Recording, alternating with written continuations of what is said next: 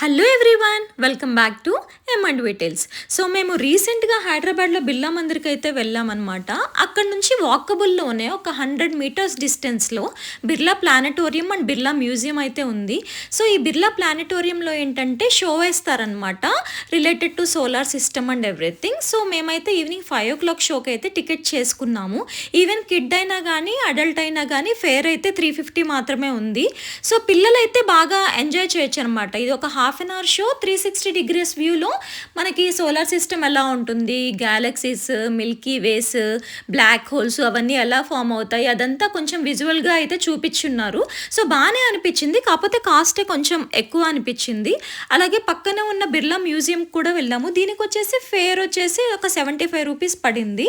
So రీజనబుల్గానే అనిపించింది. ఇదైతే kids కొంచెం బాగానే ఎంజాయ్ చేయొచ్చు.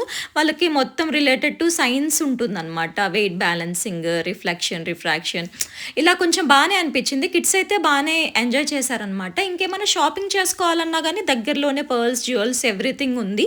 సో ఎవరైనా బిర్లా మందిర్కి కనుక వచ్చినట్టయితే దీన్ని కూడా ఖచ్చితంగా విజిట్ చేయండి.